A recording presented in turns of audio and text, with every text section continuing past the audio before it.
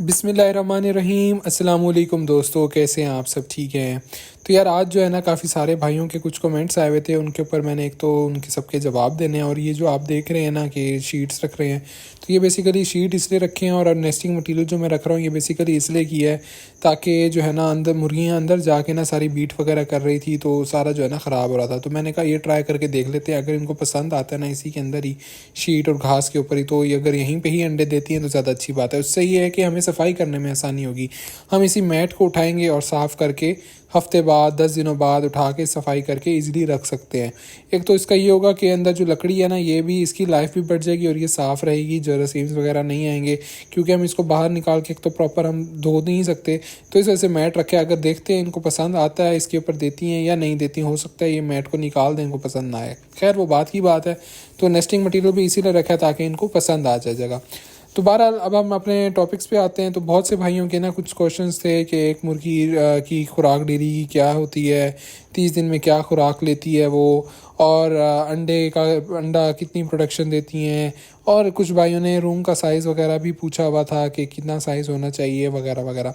तो आज जो है ना इंशाल्लाह इन सारी बातों की जो 3-4 बातें हैं ना इन पे हम बात करेंगे। और जिस भाई की कोई बात रह गई हो या मज़ीद कुछ पूछना चाहते हो तो कमेंट में बता दीजिएगा, तो इंशाल्लाह उस पर भी वीडियो बना दी जाएगी। और उसके लिए माज़रत जो थोड़ी लेट वीडियो बना रहा हूँ मैं, तो कुछ कामों में मसरूफ़ था। तो बहरहाल टॉपिक की तरफ आते हैं। तो एक मुर्गी जो आजकल खुराक लेती है ना, जब वो फुल बड़ी हो जाती है, यानी कि 5 महीने की हो जाती है, जब वो फुल अपने अंडों पे आ जाती है मुर्गियाँ, तो एक मुर्गी की जो खुराक होती है ना वो 110 ग्राम होती है। 110 ग्राम एक दिन की खुराक होती है एक मुर्गी की। तो महीने की जो है ना ये लगभग बन जाती है कुछ 3 किलो 300 ग्राम लगभग इतनी बन जाती है। और जो फीड का बैग है वो लगभग है पड़ा 5750, कहीं पे 5800 का है, कहीं 6000 का भी है। तो ये फ्लक्चुएट रेट जो है ना ऊपर नीचे होते रहते हैं, ये जगह जगह पे हर शहर का हर इलाके का अपना रेट है पड़ा। तो उस लिहाज से अगर मैं अपने इलाके से बात करूं तो यहाँ पे जो है ना महीने का जो ख़र्चा आता है ना वो लगभग 380 रुपये आता है एक मुर्गी पे। 380 पूरे महीने पे जो है ख़र्चा आता है। और अंडा जो है ना लगभग ये मुर्गी दे देती है 15 से 20 अंडे देती हैं ये महीने में। तो और अंडे की इसकी अगर आप अंडा सबसे सस्ता रेट भी बेचे ना, तो अंडा हमारा तो खैर महंगा अंडा होगा, उसकी रीज़न ये क्योंकि हमने मुर्गे छोड़े हुए हैं। तो इसकी रीज़न ये होती है कि मुर्गे के साथ जब भी मुर्गी अंडा देती है, यानी कि क्रॉस होने के बाद जब भी मुर्गी अंडा देती है, तो वो अंडे की कीमत ज़्यादा होती है। क्योंकि बाज़ लोग जो अंडे बेच रहे होते हैं सर्दियों में, उन्होंने मुर्गे नहीं छोड़े हुए होते, वो जस्ट प्रोडक्शन ले रहे होते हैं, तो उनकी कीमत ज़रा कम होती है क्योंकि वो अनफर्टाइल होते हैं, उसमें से चूज़ा नहीं निकल सकता। तो क्योंकि ये हमारे पास फर्टाइल अंडा है तो ये ज़रा महंगा होता है, 50 रुपये 55 रुपये 60 रुपये तक अंडा होता है। तो इसकी जो कीमत है ना ये महीने के आप लगा लें 15 से 20 अंडे, तो इसको आप मल्टीप्लाई करें अगर, तो ये लगभग जाके पड़ती है 700 से 800 या 900 के करीब बनता है। यानी कि बाकी जो महीने में एक मुर्गी ने की खुराक है लगभग 380, और बाकी जो 700-800 जो भी वो आपको दे के जाएगी, तो इसका बीच का जो 300-400 का एक मुर्गी का प्रॉफिट आ जाता है। कुछ मुर्गे की खुराक भी हो जाती है कंज्यूम, तो आपके पास लगभग जो है 250 से 300 इन प्रॉफिट आ जाता है एक मुर्गी से महीने में। तो ये तो बात हो गई अंडे की कि खुराक कितनी लेती हैं और इस पे क्या होता है। और दूसरी नंबर पे आ जाते हैं रूम का साइज़। तो रूम के साइज़ की ना बहुत से भाई पूछ रहे थे। तो रूम का साइज़ जो है बेसिकली चूज़े, अगर आपके पास छोटे चूज़े हैं तो छोटे चूज़े को तो 1 स्क्वायर फुट में आपने 4 चूज़े छोड़ सकते हैं, बल्कि 4 चूज़े ही छोड़ने चाहिए, क्योंकि एक छोटे चूज़े को ज़्यादा खुली जगह नहीं देते। उसकी रीज़न ये है कि एक तो उनको हीट की चाहिए ज़रूरत होती है, दूसरा उनको हवा से बचाना होता है। ज़्यादा खुली जगह देंगे तो आपका हीट का जो ख़र्चा है ना वो भी बढ़ेगा, और उसको सही से हीट भी नहीं मिलेगी और हवा लगने का भी खर्चा होगा। जब इकट्ठे होते हैं तो वो आपस में एक दूसरे से भी गर्मी हासिल कर रहे होते हैं। तो 1 स्क्वायर फुट में 4 चूज़े, जब वो आपके महीने के हो जाएं या 1.5 महीने के हो जाएं तो 1 स्क्वायर फुट में 2 चूज़े। और जब फुल बड़े हो जाएं, जैसे अब अल्हम्दुलिल्लाह हमारे पास फुल ब्रीडर अल्हम्दुलिल्लाह तैयार हो गए हैं, तो इसमें हमने 1 स्क्वायर फुट में 1 मुर्गी के हिसाब से हम रखते हैं। तो मेरे पास तो खैर जगह बड़ी है, बड़ी है लगभग जो है आप कह सकते हैं कि 15 बाय 15 नहीं सॉरी 15 बाय 20 के हिसाब से है मेरे पास ये जगह। तो यानी कि काफ़ी ज़्यादा स्क्वायर फुट बनता है ये। तो हमारे पास मुर्गियाँ लगभग 100 के आसपास है। तो 15 बाय 20 के हिसाब से है हमारे पास जगह, 2 रूम्स को टोटल मिला के मैं बता रहा हूँ। तो अल्हम्दुलिल्लाह जगह अच्छी रखी हुई है। इस वजह से देखिए अब बर्ड जो है ना वो एक्टिव है और उसमें प्लकिंग वगैरह के इश्यूज़ नहीं आ रहे।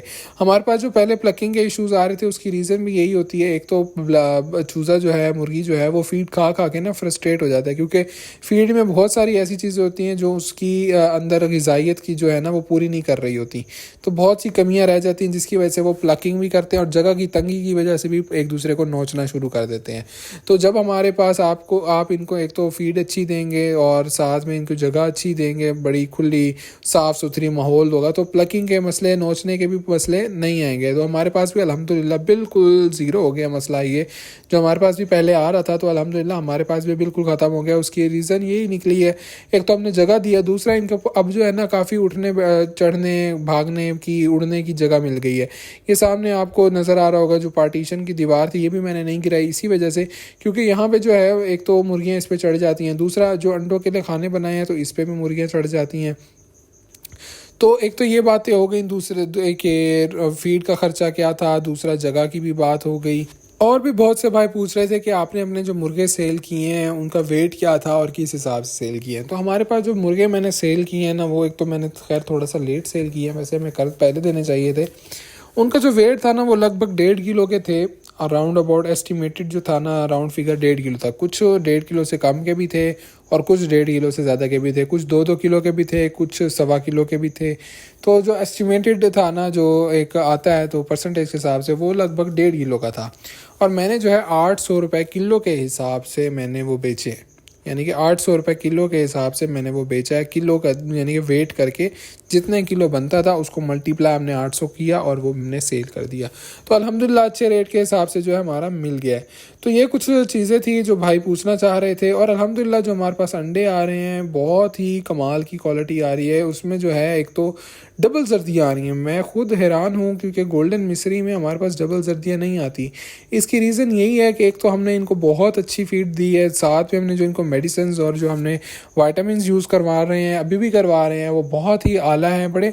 और मुर्गों की रेशो बहुत मायने रखती है। बाज़ लोग क्या करते हैं कि 5 मुर्गियों के साथ एक मुर्गा छोड़ते हैं। जहाँ तक मेरे इल्म में था पहले कि ये बहुत अच्छी रेशो होती है, ये बहुत सही होता है। मगर जब मैंने जो है, मैं तकरीबन हमारे पास जो ये सिस्टम है इसमें जो है मैंने 4 मुर्गियाँ और 1 मुर्गा लगाया हुआ है। तो अल्हम्दुलिल्लाह वैसे हर कोई बंदा अभी भी मुझे यही कहता है कि आपने मुर्गे ज़्यादा छोड़े हुए हैं, ख़र्चा ज़्यादा आएगा। मगर इसका जो मुझे रिज़ल्ट मिल रहा है वो रिज़ल्ट बहुत अच्छा मिल रहा है कि हमारे पास प्रोडक्शन बहुत आउट क्लास आ रही है। अंडों की रेशो अल्हम्दुलिल्लाह अभी से बहुत अच्छी आ रही है। अभी कुछ मुर्गियाँ अंडों पे आई हैं, कुछ नहीं भी आई। तो अल्हम्दुलिल्लाह रोज़ के हमारे पास जो है 25 से 30 अंडे आना शुरू हो गए हैं, जबकि हमारे पास जो है मुर्गियाँ 70 के आसपास है पड़ी। तो हमारे पास 25-30 अभी से अल्हम्दुलिल्लाह अंडे आना शुरू हो गए हैं।